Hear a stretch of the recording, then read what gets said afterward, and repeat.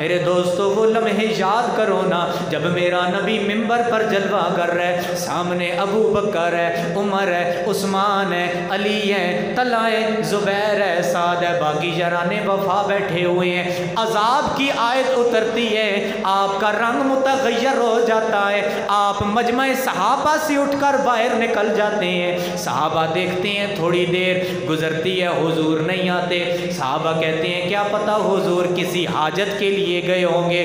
دن گزر گیا، میرے آقا علیہ الصلوۃ والسلام نہ آئے۔ صحابہ کرام میرے نبی کو ڈھونڈنے کے لیے باہر نکلے، ڈھونڈتے ڈھونڈتے شام ہو گئی۔ اگلا دن ہوا، پھر ڈھونڈتے ہیں، ڈھونڈتے ڈھونڈتے شام ہو گئی، حضور نہ ملے۔ حضور کدھر اچانک غائب ہو گئے۔ میرے آقا علیہ الصلوۃ والسلام کا جب تیسرا دن ہوا، سورج تیسرے دن کا طلوع ہوا، مسجد نبوی کا منبر اداس ہے میرے دوستو، مسجد نبوی کا منبر اداس ہے، گلیاں اجڑ گئی۔ زمانے نے حضرت بلال حبشی کو چیخیں مارتے ہوئے دیکھا، حضرت سیدہ فاطمہ الزہرا رضی اللہ تعالیٰ عنہ گھر پر غشی آ رہی ہے۔ میرے آقا علیہ الصلوۃ والسلام تیسرا دن ہے، کہاں غائب ہو گئے۔ میرے آقا علیہ الصلوۃ والسلام کو ڈھونڈتے ڈھونڈتے صحابہ جب ایک جنگل میں پہنچتے ہیں، ایک چرواہا بکریاں چرا رہا ہے، اس سے پوچھتے ہیں یار تو نے محمد نام کا کوئی بندہ دیکھا ہے کہ نہیں دیکھا؟ وہ کہنے لگا نانا محمد نام کا بندہ میں نے تو نہیں دیکھا، لیکن اتنا میٹھا نام تو میں نے سنا ہی پہلی بار ہے۔ وہ کہنے لگا میں نے سنا ہی پہلی بار ہے۔ وہ کہنے لگے پھر بتا تو صحیح، سنا تو پہلی بار ہے لیکن کوئی نشانی تو دے، کوئی اس طرح کا کوئی عجیب واقعہ تو نے دیکھا؟ اس نے کہا ہاں وہ دیکھو جبل سلاگ ہے، اس پہاڑ کی غار کے اندر ایک شخص روتا ہے، اور وہ دیکھو میری بکریاں حلقہ بنائے بیٹھی ہیں۔ میرے دوستو وہ کہنے لگا اے صحابہ نہ وہ کچھ کھاتی ہیں نہ پیتی ہیں، جب جبل سلاگ کے اندر سے رونے کی آواز آتی ہے بکریاں بھی روتی ہیں، جب بکریاں روتی ہیں میرا دل بھی نرم ہو جاتا ہے، میں بھی روتا ہوں۔ نہ کچھ کھاتی ہیں نہ پیتی ہیں۔ آج تیسرا دن ہو گیا، صحابہ نے عرض کی، صحابہ کہنے لگے اے چروائے بتا تو صحیح وہ کہنے والا روتا ہے اور کہتا کیا ہے؟ چرواہا کہنے لگا وہ جب روتا ہے، جب اس کے لب کھلتے ہیں تو وہ کہتا ہے رب حبلی امتی، رب حبلی امتی۔ صحابہ کی جان میں جان آئی، اور 3 دن ہو گئے حضور کو ڈھونڈنے کے لیے ہم نکل رہے ہیں۔ آج حضور مل گئے، صحابہ غار کی طرف بڑھے، لیکن آگے دیکھتے ہیں حضور سر سجدے میں، پیشانی نوکیلے سر پر، نوکیلے پتھر پر رکھ کے زاروں قطار رو رہے ہیں۔ باہر بکریاں بھی رو رہی ہیں، پتھروں کی بھی رونے کی آواز آ رہی ہے۔ آج ہار جو ہے وہ چرند درند رو رہے ہیں۔ اب صحابہ کرام روتے روتے سلام کرتے ہیں۔ حضرت ابو بکر صدیق آگے بڑھے، السلام علیکم یا رسول اللہ، سر اٹھائیے نا۔ حضور نے کوئی جواب نہ دیا، سر بھی نہیں اٹھایا۔ حضرت عمر فاروق آگے بڑھے، السلام علیکم، حضور کا کوئی رپلائی نہیں آیا۔ حضرت عثمان غنی آگے بڑھے، السلام علیکم، حضور سر اٹھائیے، حضور نے سر نہ اٹھایا۔ حضرت مولا علی آگے بڑھے، حضور نے سر نہیں اٹھایا۔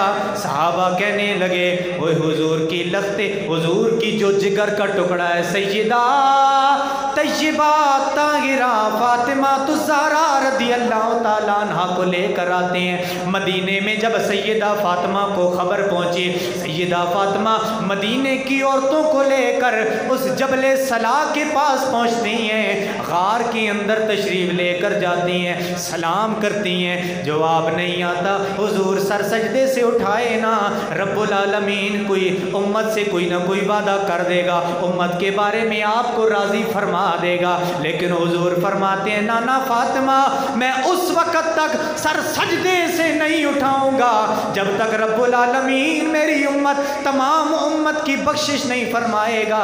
حضرت فاطمہ الزہرا رضی اللہ تعالی عنہا بھی سر سجدے میں رکھ دیتی ہیں، کوئی رپلائی نہیں آتا۔ حضرت فاطمہ الزہرا رضی اللہ تعالی عنہ رب سے عرض کرتی ہیں یا الہ العالمین، جب درویشوں اور فقیروں کی دعائیں قبول نہیں ہوتی ہیں تو وہ اپنے سروں سے پگڑیاں اتار کر نیچے رکھ کے تیری برگاہ میں کھڑی ہو جاتی ہیں۔ یا اللہ آج میں دوپٹہ اتار کر سر ننگا کر کے تیری برگاہ میں عرض کرتی ہوں، یا اللہ فاطمہ اس وقت تک جنت میں نہیں جائے گی جب تک آپ کی امت کا ایک ایک بندہ جنت میں نہیں چلا جائے گا۔ ادھر رب العالمین نے ارشاد فرمایا، جبریل حکم رب جلیل، فرمایا جلدی کر جا کر میرے نبی کو پیغام دے۔ رب العالمین نے فاطمہ کی دعا کو قبول فرما لیا ہے۔ رب العالمین قیامت کے دن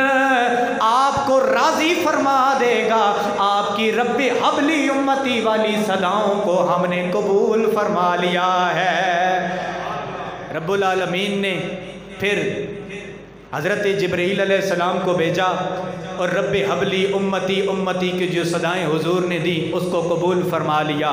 اور میرے دوستو حضور پاک صلی اللہ علیہ وسلم نے 63 برس اس امت میں گزارے، آئے تو رب حبلی امتی کی صدائیں دی، جب دنیا میں تھے تو رو رو کر اس امت کو یاد کیا۔ کس امت کو؟ اس امت کو یاد کیا کہ جو حضور کی آنکھوں کی ٹھنڈک نماز بھی نہیں پڑھتی، مر تو ویسے بھی جانا ہے، یہ جو جسم ہے ہمارے برف کے بلاک کی طرح ہے، یہ دن بدن جو ہے وہ پگھلتا جا رہا ہے اور ہم دن بدن جو ہیں وہ موت کے قریب ہو رہے ہیں۔ ضرورت اس امر کی ہے کہ نماز کی پابندی کی جائے، جمعے کے وقت بھی ٹائم پر آیا جائے۔ ہم تو آخرت کی بات کرتے ہیں نا تو لوگ کہتے ہیں کہ مولوی اپنی تقریر اپنے پاس رکھ، ان کو کیا پتہ کہ یہ کچھ بندے آپ دیکھ رہے ہو کہ جب جنازے کا فکس ٹائم ہو جاتا ہے نا تو اس وقت سے پیچھے سے کوئی ایک دو بندے بول پڑتے ہیں کہ استاد جی جنازے کا ٹائم ہو چکا ہے۔ اب استاد جی نے اسی وقت تو تقریر کرنی ہوتی ہے، اب استاد جی کس وقت تقریر کریں؟ وہی تو 10-15 منٹ ہوتے ہیں تقریر کے لیے۔ جمعے کے ٹائم پر تو لوگ جو ہے وہ وقت پر آتے نہیں ہیں، تو اس وقت بھی جو ہے بندے، خدا کی قسم یہ جو پیچھے بندے بول رہے ہوتے ہیں نا، ان سے پوچھ لیجئے کہ نماز کی شرطیں کتنی ہیں، تو ان کو نہیں پتہ ہوگا۔ نماز کے فرائض کتنے ہیں ان کو نہیں پتہ ہوگا، کہ جن کے ذریعے نماز ہوتی ہی نہیں ہے۔ اور میں بھی یہاں پر کئی مرتبہ بتا چکا ہوں کہ نماز کی اتنی شرطیں ہیں، اتنے فرض ہیں جن کے بغیر جو ہے نماز ہوتی نہیں ہے۔ تیمم بتا چکا ہوں، وضو بتا چکا ہوں، وقت پر آئیں تو ان کو پتہ ہے۔ اور یہ جو ہمارا جسم ہے برف کے براق کی طرح ہے، یہ جو ہے وہ پگھل رہا ہے۔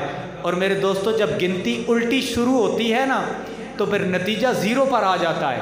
سیدھی گنتی شروع کرو تو 1 2 3 4 5 6 7 8 9 10، لیکن جب اس کو الٹا شروع کرو 10 9 8 7 6 5 4 3 2 1 تو پھر 0 پر آ جاتی ہے۔ تو آپ کی اور میری گنتی جو ہے زندگی کی الٹی شروع ہو چکا ہے، ایک لمبی لائن لگی ہوئی ہے، اس میں آپ بھی کھڑے ہیں، میں بھی کھڑا ہوں۔ آپ کی باری کب آ جائے، میری باری کب آ جائے، کسی کو کچھ معلوم نہیں۔ میرے دوستو اس دنیا میں آنے کی تو ترتیب ہے کہ پہلے باپ آئے گا پھر بیٹا آئے گا، لیکن اس دنیا سے جانے کی کوئی ترتیب نہیں ہے کہ کس نے کس وقت چلا جانا ہے۔